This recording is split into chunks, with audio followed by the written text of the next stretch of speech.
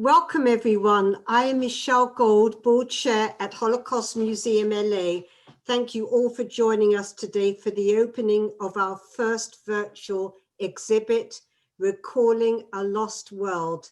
David Labkovski brings the stories of Sholem Aleichem to life.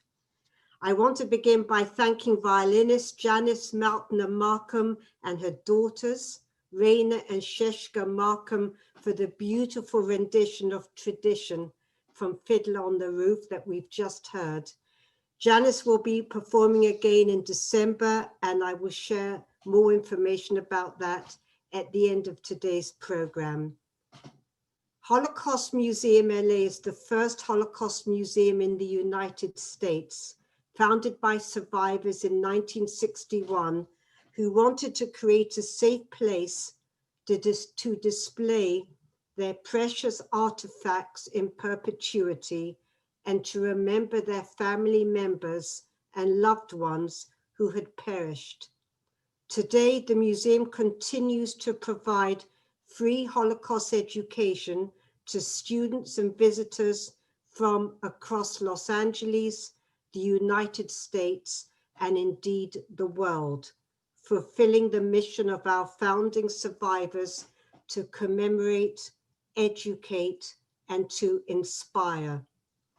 We bring you this exhibit today in partnership with the David Labkovski Project, a wonderful organization led by David Labkovski's great niece, Liora Reichen.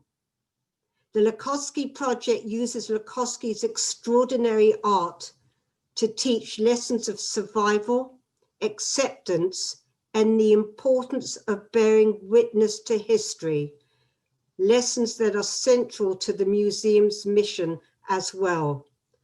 The museum hosted a beautiful temporary exhibit of Labkovski's art in 2015, and although our physical galleries are temporarily closed, we are thrilled to be able to virtually host another exhibit of Labkovski's art. The art you will see today captures the small everyday moments of life in the shtetl. The shtetl is a small Jewish town or village in Eastern Europe, commemorating the Jewish world that was, not just how the Jewish people died, but how they lived for centuries before the Holocaust. Holocaust Museum LA brings you programs like today's at no charge. So if you're enjoying our programs, we ask that you consider supporting our work by going to holocaustmuseumla.org to make a donation. Today, we will hear more about the exhibit and get a preview of it from Liora Reichen, Stephanie Wolfson, and Ava Trope of the David Labkovski Project. But first, we will hear from two very special guests, Dr. Hillel Newman, Consul General of Israel to the Pacific Southwest, and Agne Gureviciene, the Acting Consul General of the Republic of Lithuania in Los Angeles. Our thanks to you both for joining us today. Dr. Hillel Newman is Consul General of Israel to the Pacific Southwest. He has served in Israel's diplomatic service for 20 years, including as policy advisor to 3 foreign ministers of Israel, and ambassador to Tajikistan and Uzbekistan. He holds a PhD in Jewish history. Consul General Newman, thank you so much for joining us today. Shalom, everybody. It is really my pleasure and honor to join this distinguished panel and event.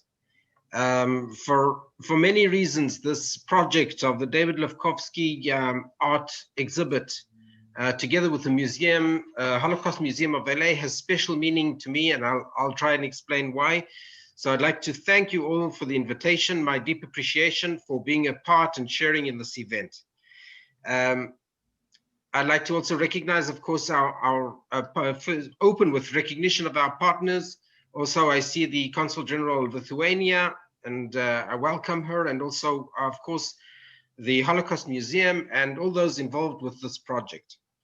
I tell you, this has special meaning to me, this project. First of all, I see in it the story of Israel, the story of the state of Israel, the story of the Jewish people, really.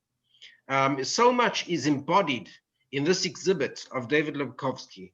You talk about building the life in the shtetl, the life of Eastern Europe, and then the devastation that followed, and then building a new life in Israel, which is the story of David Labkovski, and it's embodied and symbolized by this exhibit.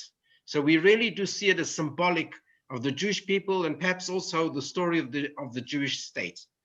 It also has personal meaning for me. My mother actually came from Lithuania, and so I feel that my ancestors are being shown up and highlighted in this exhibit. When you talk about the Jewish life in Vilna and in Lithuania. Also, you mentioned earlier that I'm a professor of history. So, of course, illuminating a period of history is, I feel, of great importance. And what this exhibit does is that it illuminates a fascinating period. You could say it brings to life a lost world. And we only hope that it's not lost. You know, they say about Yiddish that it's a dying language. Well, it's been dying for 2,000 years and it still lives. But these kind of projects bring to life and give eternity to that Jewish life that we cannot witness today. Another aspect about this exhibit is that it commemorates life and not death and not devastation. So on so many levels, we should really link up and identify with this exhibit and take an interest in seeing this exhibit. The one other aspect I'd like to mention is the overall idea of education through art. It's so important. It turns to the human flesh, body, and emotions. And that's why I feel that art is a very special and unique tool in getting messages across and connecting with humanity and with people. Lastly, I'd just like to give tribute to the Consul General of Lithuania and the country of Lithuania. We'd just like to mention that, of course, we all know that Lithuania hosted a vibrant Jewish life for centuries with tolerance, and we should pay tribute to that. Just over the past year, Lithuania has done quite a lot in order to preserve Jewish heritage, including the special coin marking the Vilna Gaon. And even Netanyahu, our prime minister, mentioned this in the cabinet meeting recently. And even the president of Lithuania participated for the first time in a commemorative event at the Ponar Memorial Complex, which is of great meaning and significance. At the same time, of course, we know that there were dark periods in the history of Lithuania. We need perhaps more transparency in this aspect. Perhaps many Lithuanians did collaborate with the Nazis, and this has to be brought out to life.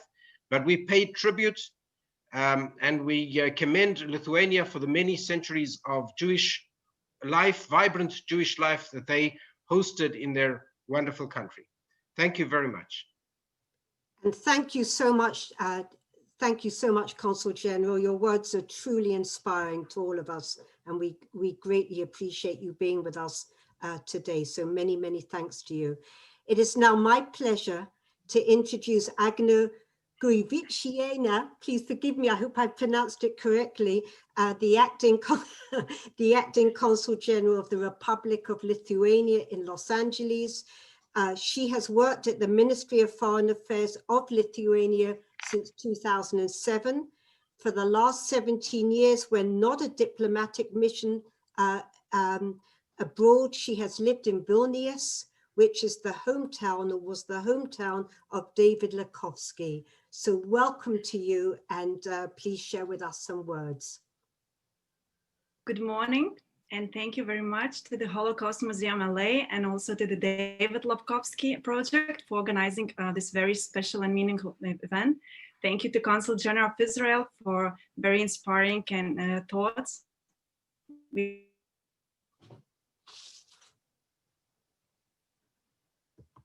touch upon the angle of this exhibit.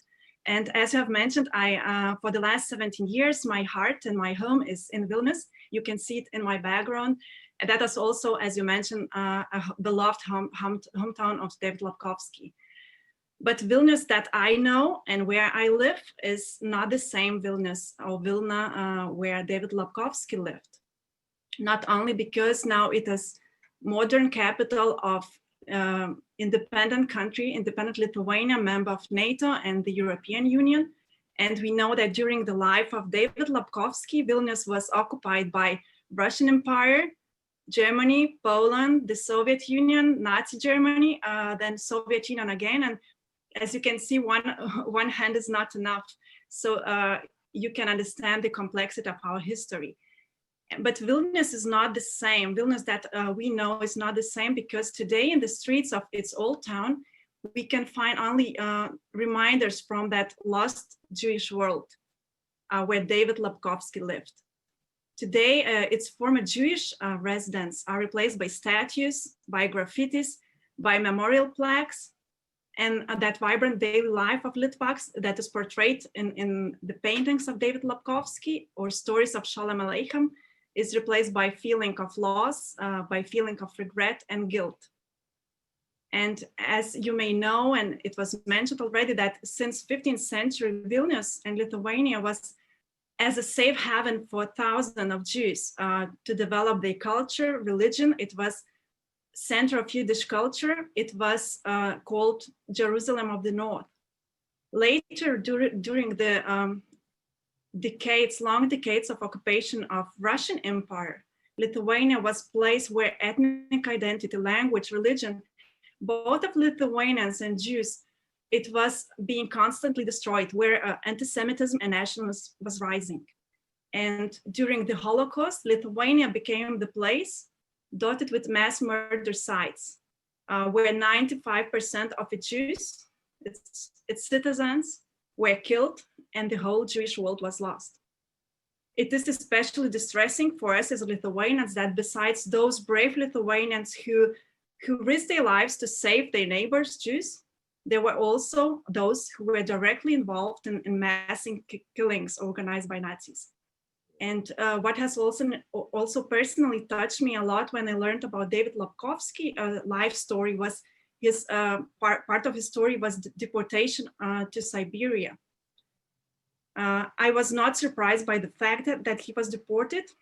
In fact, you could hardly find a family in Lithuania that wouldn't be affected by this. And my father was born in Siberia.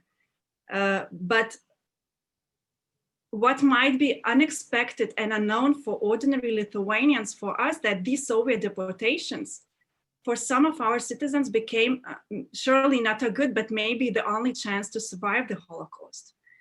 So as you can see, there are really complex and difficult chapters of our history, and the debate in newly independent Lithuania about these chapters is still ongoing. And I know that local and international historians have joined their forces. Society seems to be better prepared to raise difficult questions and also to hear painful answers.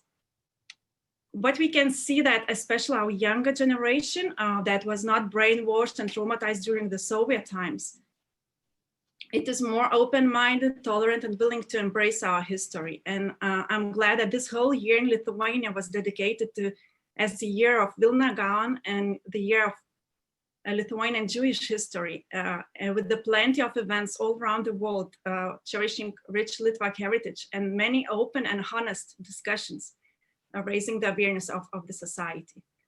And Lithuania is a small country of 3 million. So it's less than in Los Angeles County. Today, we have more than 100 tolerance education centers where students and visitors can learn the truth about the tragedy of the Holocaust. And also, Lithuania has recently become one of the first countries in the world to designate Hezbollah as terrorist organization. And also, as Consul Jenna mentioned, it's the only country in Europe to issue Eurocoin with Hebrew letters that we hope to bring here in Los Angeles as well. So it is indeed encouraging to see that our efforts to come to terms to our history and fight anti-Semitism are appreciated by the leaders of the State of Israel and our local Litva community. But we all understand that this journey must never end. Much more needs to be done. And this is where education can make a real difference. So therefore, I would like to thank again David Labkovski Project and the Holocaust Museum LA for your important mission to educate, to help us all to find the truth and to teach more about that lost world. Thank you very much. And thank you very much. And thank you so much for joining us today. And thank you for your thoughtful words. We very much appreciate it. And it is now my great pleasure and privilege to welcome our partners from the David Labkovski Project, Lior Rakin, the Executive Director, and Stephanie Wolfson, the Director of Education and Curation. We hope at the end of their presentation, we will have some time to answer questions. So if you do have a question, please type it in the Q&A box. And from that, I will now turn it over to Liora. Thank you. Good morning, everyone. Thank you, Michele. Can everyone hear me? Yes. I'm so excited to welcome visitors from around the world to our inaugural exhibit, fusing the works of Sholem Aleichem and the art of David Labkovski. Both men, Sholem Aleichem and David Labkovski, grew up in the Pale of Settlements. Both men were committed to remembering the past and a very important time in Jewish history. They were both completely devoted to their art, one through writing and one through art. It's fitting that this exhibit, Recalling a Lost World, is here at Holocaust Museum, Los Angeles, as it was, as Michele mentioned, in 2015, that David Labkovski had its first international exhibit outside of Israel in Los Angeles at this museum. This exhibit went on to travel around the world along with our educational programs that educate and engage students and audience in Holocaust history through David Labkovski's art. We invite you to our virtual exhibit that fuses these two worlds of art and literature. Sholem Aleichem was born in 1859. David Labkovski, born in 1906. These men never actually met. In fact, David Labkovski probably grew up listening to his mother read to him Sholem Aleichem stories about Tevye the dairyman, Methuselah the horse, and Motel the cantor's son. Sholem Aleichem and David Labkovski allow us to have a deeper understanding and connection to the world that was, an understanding of Jewish life that existed in Eastern Europe for centuries. Not only do they document this world, but they were an intrinsic part of it. And so they're able to portray it in a very accurate and honest manner. And they don't shy away from the imperfections of this world or the characters in it. The characters that you see in both Sholem Aleichem stories or David Labkovski's art are characters that they could have interacted with, characters that they could have observed. And they acknowledge these characters and the emotions of these characters, not only their physical being, but their afflictions, their hopelessness, their vulnerability, their egos. Both artists bring to life the streets, the alleys, the marketplaces, the Jewish holidays, one through words and sentences and a literary persona, and the other, David Labkovski, through shadows and lines and absence and presence. They both provide a tool for commemorative learning while emphasizing the pervasive themes of the time: anti-Semitism, pogroms, and economic hardship. While there is significant literature on what happened during the Holocaust, David Labkovski and Sholem Aleichem give us a window into everyday, ordinary life existence before. David Labkovski grew up in Vilna. That was the epicenter of the Jewish world. More than a third of the population was Jewish. I think I need to to be able to share my screen and move to the next slide.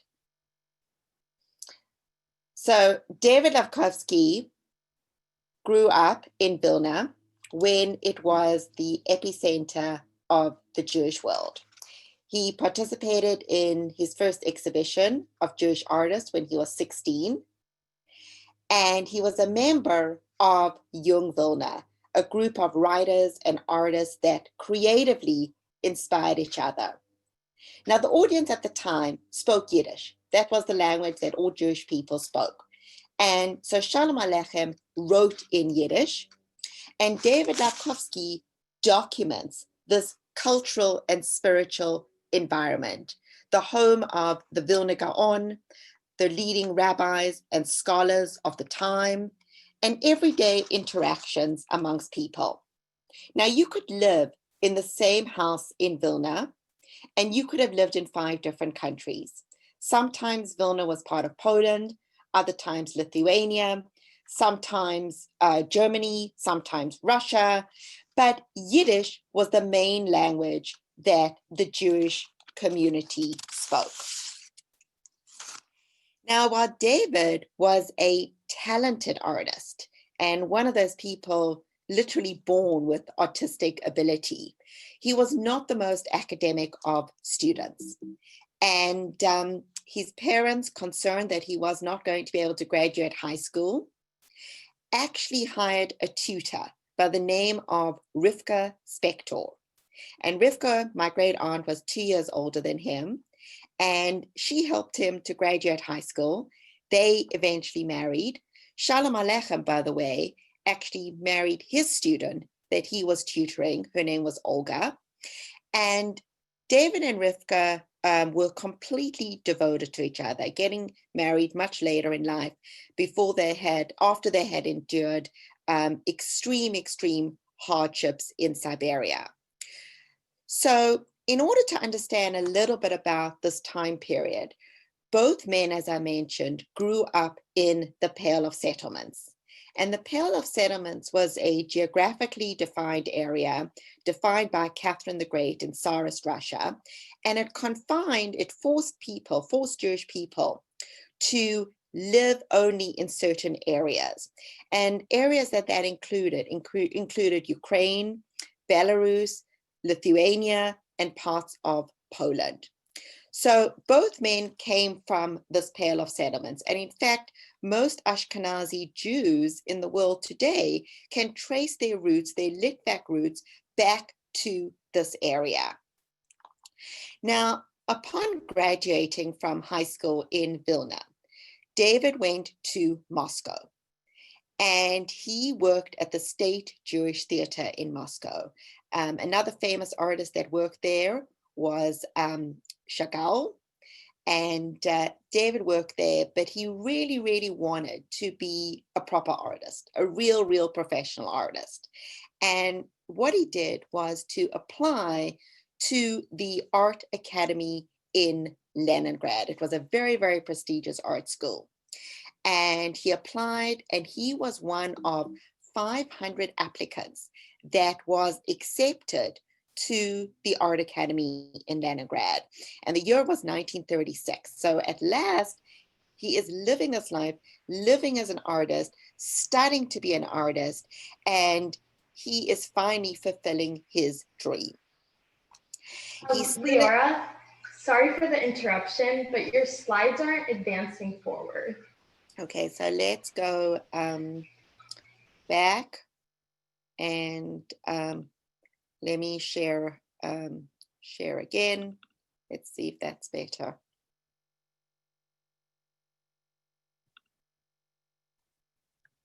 There we go. Thank you. Yeah, it looks good. Got it? Okay, terrific. Thank you. So David is studying at the Art Academy in Leningrad, and 1939, World War II breaks out, and he is forced to enlist in the Red Army. And he is fighting in the Red Army for Russia. And we know that the ruler of Russia at this time is Stalin. Stalin is tyrannical, he's a dictator, and he is totally paranoid. And he's actually responsible for sending millions of his own people to their death. And during this time, anybody could be accused of almost anything. And you could either be executed or you could be sent to Siberia. And David Labkovski is actually taken out of the Red Army, and he is forced and imprisoned in the Lubyanka jail in Moscow. It's a notorious prison. Some of his time is actually in solitary confinement. And after 10 months, he is finally sentenced. And he is sentenced to prison in the Gulag in Siberia. And what he experiences is the brutal, brutal conditions of hard labor, starvation, extreme cold, living as a prisoner in Siberia.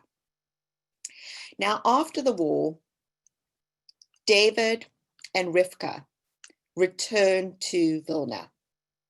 And what they find is that 95% of the Jewish community has been murdered, including Rivka's parents, my great-grandparents, who in this picture, as you will see, have been forced out of their homes by the Nazis and the Lithuanian collaborators. From there, they were forced into the Vilna ghetto.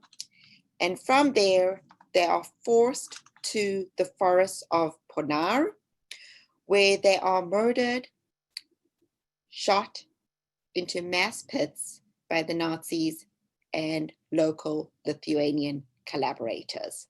And this is what becomes of the Jewish community of Vilna. This is what becomes of my family.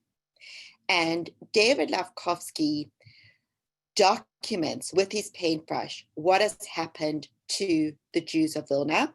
He documents the destruction, and then he documents what life used to be like for his community and 500 years of Jewish life in Vilna. And he paints and he draws and he paints and he draws. And at this time, him and Rivka are living in Vilna, which is part of the Soviet regime. It's a communist regime. They're not allowed to talk about their experiences in Siberia. They're not allowed to talk about what happened during the Holocaust, and they're not allowed to practice being Jewish. It's an extremely isolating, lonely, harsh environment in which they live. And they start petitioning to go and live in Israel. And at that time, it wasn't so easy to just go and live in Israel. It meant you were dissatisfied with the Russian regime. But eventually, their petition is granted. And in 1958, they are given permission to go and live in Israel. And David Labkovski has his first exhibit in 1959 in Israel, And in this exhibit, he documents the horrors of the Holocaust, very visually, very graphically. And while the exhibit is critically and positively reviewed, emotionally at this time, the world, Israel, people are not yet ready to confront the horrors of the Holocaust.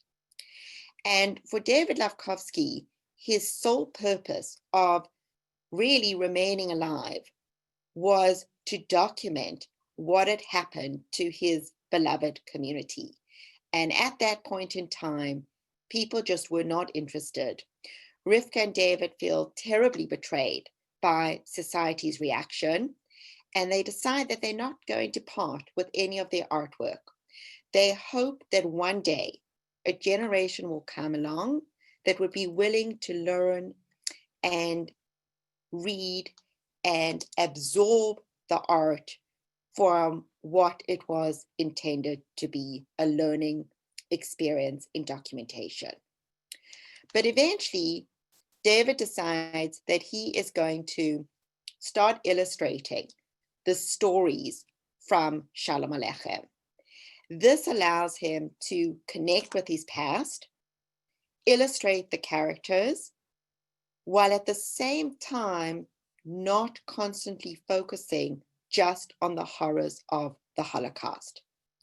And so he sketches all the Sholem Aleichem characters. He calls this Sholem Aleichem and his heroes, but he also eventually puts the characters in the ghetto in Vilna, because he knows in hindsight what becomes of the whole Jewish community. And there are several prints, 1959, 1963, of Sholem Aleichem and his hero that David creates. The past is always a part of David Labkovski, remembering his community, the family, the places. It's intrinsically a part of who he is. His paintings are like his children, and he does not wish to part with them.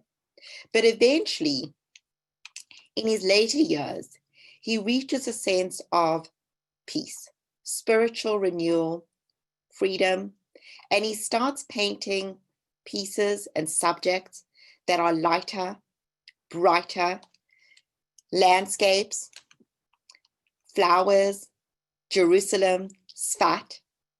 But his connection to Sholem Aleichem and his characters remains eternal and indelibly inked in his mind. My Aunt Rivka and Uncle David did not have any children or grandchildren. My mother and her brother, who's on this call from Israel, Robert, were their children. My Aunt Patricia was there like their child, and my siblings and I like their grandchildren. And I think this picture really sums up David Labkovski and his relationship to his art, and specifically Sholem Aleichem. When he couldn't be at my cousin's wedding, we see here Rivka and the family. Rivka brings with Sholem Aleichem and his characters representing David Labkovski. You can learn more about the David Labkovski Project through our book, along with the Documenting History Through Art exhibit on our website. This work of art is my legacy, it's your legacy, it's everybody's legacy, because in order to go forward, we need to understand the past, and we need to educate and engage audiences across the world using this art so that they in turn can educate their communities and their peers. I'm going to hand over to our Director of Education, Stephanie Wolfson, who together with Eva Trope from South Africa have done a phenomenal job in curating the exhibit Recalling a Lost World. Thank you. Thank you, Leora. If you will stop your share, I will start. And welcome everybody to the exhibit, Recalling a Lost World. David Labkovski brings Sholem Aleichem stories to life.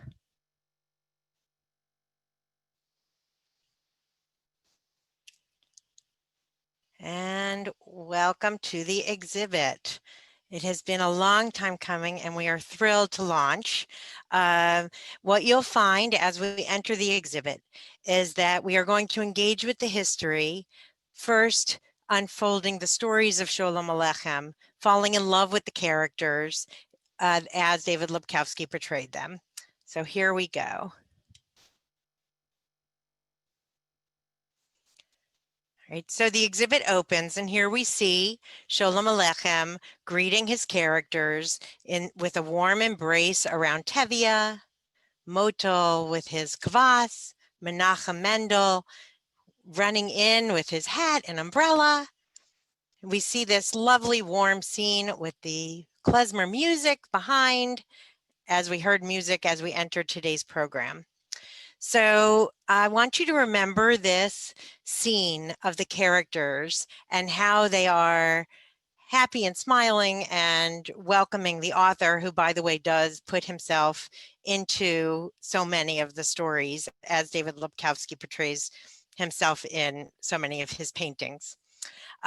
So when you're in the exhibit, you can go on tour, or you can enter as we did, and then use the next button to move forward to our portrait of Sholem Aleichem.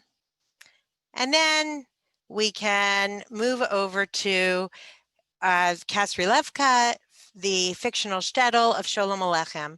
But one of the things that you notice right away is this building right here, which is a painting of the Great Synagogue of Vilna. So from the very beginning, we see David Labkovski illustrating Kasrilevka with elements of his beloved Vilna. And that has a purpose, and that's what we will see as the story unfolds. But you can see in the corner the photograph of the Great Synagogue with the Strachan Library in front, and here you have the Great Synagogue looking over Kasrilevka. But it still has a fairy tale-ish quality that you notice in the line, in the design of the buildings, the way he painted the architecture, and you notice the animals. There's a goat and there's a horse pulling a cart. This has a, like I said, fairy tale-ish quality to it. So the other thing you can do as you go through is to push on the information button to read more about it. So we'll move forward, and I don't know if you can hear it, but they are the quotes of Sholem Aleichem are audio also for people to be able to hear the stories narrated. I'm going to exit the detail view so that you can get a better sense of the exhibit in its entirety. And again, you notice the goat and the people gossiping, the daily life that Sholem Aleichem is portraying in his stories over and over, sharing their hardships, anti-Semitism, assimilation, both the migration of people. He shares it all, but with a sense of humor that I think you can see play out even here, where you see this mother wiping her child's nose, and the story that goes with it is just this boy complaining about how his mother, his poor nose, his mother is always at it, and he doesn't know what it ever did to her. So you see tremendous just daily life of the characters that David Labkovski shares. And I'm going to take you now to beloved Tevye, whose story ultimately becomes Fiddler on the Roof. But these pieces are from his beginnings, where he is a lumber hauler, and you see the famished horse, and you get a sense of the hardship for Tevye in his life, and you get a sense of that in the quotes that we share in the exhibit as well. So the issues of the people and the daily life are portrayed in all of these images with the loving brushstrokes as Sholem Aleichem portrayed them in his words and stories. Here we have Motul, which is just a wonderful, humorous story that children and adults can appreciate, with he and his brother creating a get-rich-quick scheme from a book they got of selling kvass, a beverage, to the people on the street, and they are buying from him, and he is giving some to his friends for free. So he's refilling the pitcher with water, but one time he makes a mistake and he uses the laundry soap, and so this misadventure ensues, where people are drinking it and start to cause a little bit of a ruckus. What's going on? Why are you having us drink this drink? And a Russian police officer comes over. So now you see tension between the Jewish population and the Russian police. And he starts to say, it's not my drink, it's my brother's drink. Such a common thing that siblings do, right? But here we have it where he is doing that to the Russian police. So the community starts to talk to him in Yiddish. What are you doing telling on your brother like that? And lo and behold, they say, basically get out of here, get loose and run. And that's what he does, so that there is another day that they can come up with another plot for getting rich quick. So you see that these stories are just full of the real days, the humor that Sholem Aleichem brings, and the love that David Labkovski had for them. But then we see, and Eva is going to talk about this painting and how it really spoke to how we curated the exhibit, which Eva at 14 had a huge role in discussing the order of these pieces and how to share the love of the characters and David Labkovski's love of Sholem Aleichem's writing as a tool to bring him back to the world that was. And here we go, Eva. So in this picture, we can really see how much Sholem Aleichem inspired David Labkovski when we look at the placing of everything. The synagogue and all of the scenery is behind Sholem Aleichem, while David Labkovski's background is blank, and the object we do see on his side is his painting palette. So from this, we can see that David Labkovski's ideas came from Sholem Aleichem's stories, and David put them into practice and told them through art, as we can see through their hands meeting and shaking in the middle, which is the joining of their roles in the bearing witness and telling the story. Obviously, they never actually met, as we said before, but we can still see how close David Labkovski felt to him through his stories and how he portrayed that through his art. Thank you. So what we see David Labkovski do is take the characters, as Leora had shown. Hold on,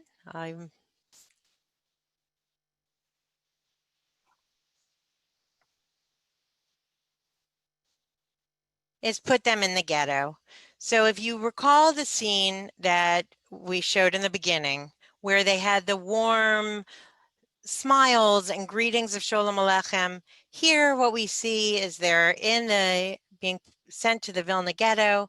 David Labkovski has brought them forward in time into his world and what would have happened and what did happen to his community, what would have happened to the characters, that they were so real to David Labkovski. They were as if they were from his childhood community. Here we have Tevye. Here we have Menachem Mendel. We see the characters entering the Vilna ghetto with the Jewish community that was. And ultimately, Eva will explain this piece. So here we see a parallel picture to the one at the beginning with the village, but now it's destroyed. And here we can really see how the fantasy of the stories end, with the synagogue being a symbol throughout all of the paintings recurring. We've seen it in many of them. It really brings an element of reality to the stories because it actually existed, unlike the fictional characters. And with here, it being the focus and the center of the painting rather than somewhere in the background like in the previous ones, we can really just feel the reality coming in and the reality of the Holocaust crashing down over the picturesque fantasy and the picturesque, fantastical village. And this really just gives us a sense of the enormity of what we must bear witness to. And thank you, Eva. What we end with is a video that you can see David Labkovski talking about his art and the Sholem Aleichem stories. He and Rivka are both in it. You can also access that video on the Holocaust Museum Los Angeles website, where this exhibit is hosted also. And at the end, please share your thoughts in the guest book. So thank you for taking this tour with us of the exhibit. I think that you can really see how the stories were a tool for David Labkovski to bear witness to the past using Sholem Aleichem stories as his muse.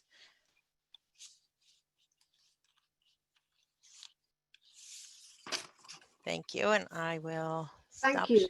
Thank you, Stephanie and Lior, Stephanie and Eva. Thank you all so much. I mean, that was truly fascinating. It was inspiring, and it's such a, you know, I think it's such a testament. Documenting history through artwork is so powerful. And I love, I think it was you, Lior, that said, you know, understanding the past, you need to understand the past to move forward to the future. And that is such a wise statement that you made. I have a host of questions here, but we only have time for 2 or 3. So the first one is for either yourself, Lior, or Stephanie, and that is, what do you hope visitors would take away from this exhibit? Well, I would hope that when somebody goes through this exhibit, that they take with them number one, the importance of bearing witness, and that we can bear witness with the tools that we have. So David Labkovski had his paintbrush and pencils.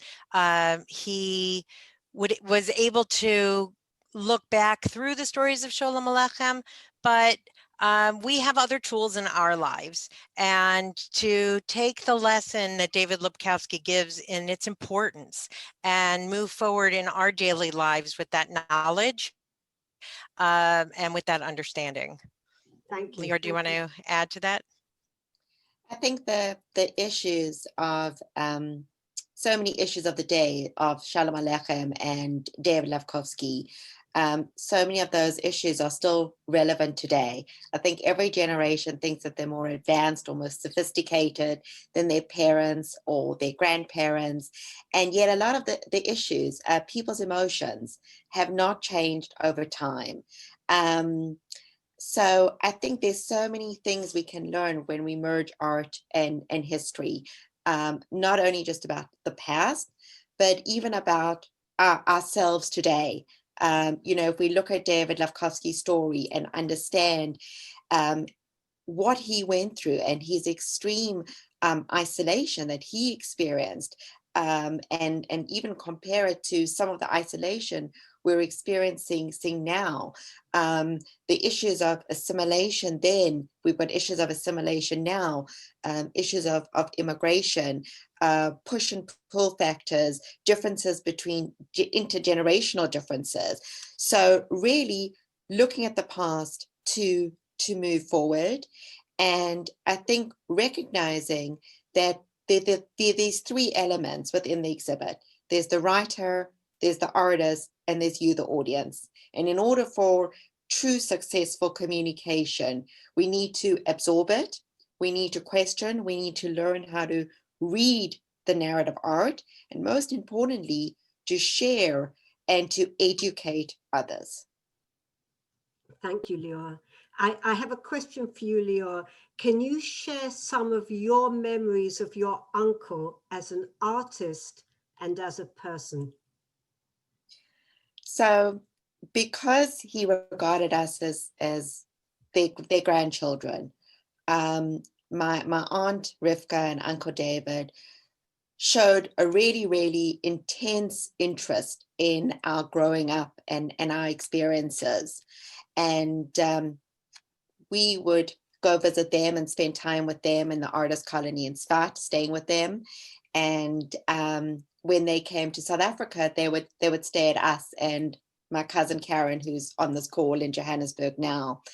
And they very much lived, even in Svat, like they were still living in Siberia. They lived a very, very frugal existence. It was all about the paints and the art and documenting and keeping a record of what had happened. I'll never forget one evening we went to David and Rivka for dinner. And for dinner, Rivka served us a boiled egg that had been boiled in coffee. And in her mind and in David's mind, why would you waste electricity and why would you waste water boiling them twice when you can boil them together? So they lived a very simple life. It was all about the art. It was all about documenting and remembering. And it was not a material existence. It was not about buying and purchasing material object. It really was about education and documentation. Thank you. One of our guest listeners has asked, is the project in England? The project is not yet in England. We would love to take both the exhibit and the educational program to England. What we do in our educational programs is we task students with becoming both the curators and the docents of the exhibit so that they are given the responsibility to educate their peers in their community. And as a curator, that is a very serious responsibility because you need to know everything about the artist and the time period in which the artist lived. Okay, thank you. For Stephanie, how was the process of curating a virtual exhibit different from curating a traditional in-person art exhibit? So the short answer is the background work is very similar. So the research that goes into curating, the selection of pieces, actually in the virtual exhibit, we were able to display more than we would have been able to display on site. But that is all fairly equal between in-person exhibits and virtual exhibits. The virtual exhibit allowed us to do a number of things. One was to bring in Eva, which was just a blessing. And the other was really just about learning the different technologies that are available, which are many. And the features that they offer are really engaging and I think user-friendly. So I hope that you all have that experience when you're in the exhibit, that you find it easy to use. I will give one little hint that if you use the tour feature, it moves a little quickly. I was not able to keep up with the reading of the exhibit through the tour, but there is a pause button. So just know that if you use the tour, you can use the pause button as well. Okay, thank you. And we're going to sneak in one final question, and that's going to be for Eva. So Eva, what made you interested in getting involved with the David Labkovski Project? And what have you learned from your involvement? So I learned about the project through my school, through one of the ambassadors, Lexi Price. And I've learned so much from the project about the Holocaust and about David Labkovski and his art and what you can really learn through art. and how to bear witness through so many different mediums, through art, through writing. And it's been an incredible experience, and I encourage any other students here to definitely get involved. Thank you. And you've been remarkable, Ava. Thank you so much. You've been absolutely remarkable today. And to all of you, you know, Leora, Stephanie, and of course, Ava, it's just been the most wonderful, wonderful presentation. And if we had our way, we'd keep you on here all day, if only we could. But in closing, a huge thank you from all of us. It was absolutely remarkable. I want to encourage everyone to further explore the exhibit, and you can find it by going on our website at www.holocaustmuseumla.org. And if you click on the exhibits tab, you will find it there. I also invite you to join us on Sunday, November 15 at 2 p.m. for a docent-led tour of the David Labkovski exhibit and a discussion of how it connects with the museum's first gallery, which explores the world that was before the Holocaust. And on Tuesday, December 8th at 11 a.m., we will be hosting a special pre-Hanukkah klezmer program. The program will include klezmer music performed by the talented Janice Mautner-Markham, who performed for us earlier at the beginning of the program with other musicians, as well as a discussion of the connection between the klezmer tradition and the Eastern European Jewish culture painted by David Labkovski. You can find more information about our virtual events on our website at holocaustmuseumla.org. Thank you again. Thank you, Leora, Stephanie, Ava, Consul General Newman, and Consul General Gureviciene, and to everyone joining us today. Enormous thanks to you all. Take care, and we hope we see you all very, very soon. Thank you all so much. Thank Bye-bye you. to all. Thank you very much. Thank you. Bye. Take care.